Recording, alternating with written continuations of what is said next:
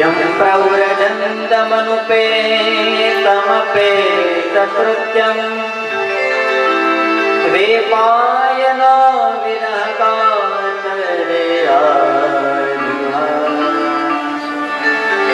पुत्रेति तन्मयतया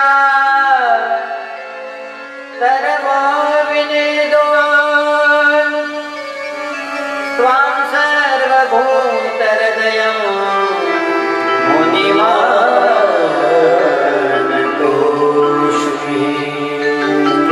यम प्रव्रजन्तम यानी कि जे जन्मतानी સાથે જ પૂર્ણ થઈ ગયા, જન્મતાની સાથે જ જેને કઈ કરવાનું બાકી જ નથી રહ્યું, એટલા માટે એના યજ્ઞોપવિત સંસ્કાર પણ બાકી રહી ગયા. ઘણા લોકો ગેરઅર્થ કરતા હોય કે સુખદેવજીએ જનોઈ નથી પહેરી તો અમારી નથી પહેરી, કારણ કે યમ પ્રવ્રજંત મનુ પેત યજ્ઞોપવિત સંસ્કાર પણ બાકી હતા અને જે જંગલમાં ચાલ્યા ગયા. એટલા માટે જ બતાવ્યું વેદ શાસ્ત્ર વિશુદ્ધિકૃત. અહીંયા શુદ્ધિ કરવાની જરૂર છે. અહીંયા જનોઈ બાકી છે અને જંગલમાં ચાલ્યા ગયા એનો અર્થ એમ નથી કે એને જનોઈ નથી દીધી હજી અને વયા ગયા. ખરેખર અહીંયા ભાગવત એમ કહેવા માંગે, મૂળ ભાગવત કહે કે જેને યજ્ઞોપવિત પણ જરૂર નથી, જે પોતે આ બધાથી પરે છે, કારણ કે આ મહાદેવના અવતાર બતાવવામાં આવ્યા છે. મહાદેવના અવતાર હોય તો પછી એ તો અવધત હોય, અલક્ષમ હોય. અલક્ષ લિંગો કયું લિંગ છે એ પણ ભેદી શકાય એવું નથી. આવા બધા સુખદેવજી મહારાજ નિજ લાભ દુષ્ટો, પોતાના લાભની અંદર રહેનાર આ છે. કારણ કે ભગવાન આ વ્યાસના પુત્ર છે અને વ્યાસજીએ પ્રાર્થના કરેલી ત્યારે મહાદેવ અવતાર લઈને આવેલા. એટલા માટે કહે વ્યાસ સુનો ઉપયામી ગુરુમ મુનિ નામ. પહેલા શ્લોકમાં એવી વંદના કરી, મુનિમાન તોસ્મી શબ્દ વાપર્યો પહેલા શ્લોકમાં. આ બે શ્લોક વિશે મારે સમજાવવું છે કે ભાગવત ન મળ્યું હોય ત્યારે શું હોય અને ભાગવત મળી જાય પછી શું હોય.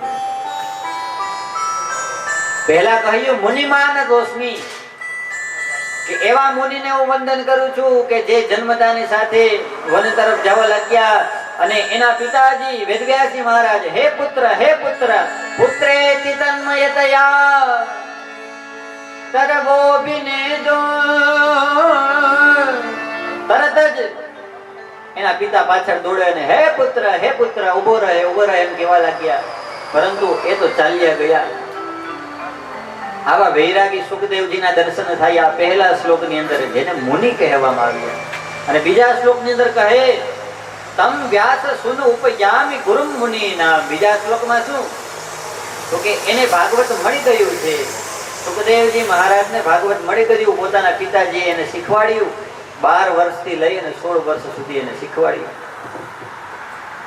અને ભાગવત પોતાની અંદર આવી ગયું પછી કેવા થઈ ગયા તો કે ગુરુ મુનિ નામ. પેલા ખાલી મુનિ હતા અને હવે ગુરુઓ થઈ ગયા છે, ગુરુના પણ ગુરુ થઈ ગયા. એટલા માટે ગુરુ મુનિ નામ બીજા શ્લોકમાં કહેવામાં આવ્યું. પેલા શ્લોકમાં વૈરાગી સુખદેવ હતા પણ ભગવાન બંસી વાદન કરે એવા શ્લોકો પકડાયા પોતાના કાનમાં સમાધિ કરતા કરતા, એટલે તરત વૈરાગી માંથી અનુરાગી સુખદેવ થઈ ગયા.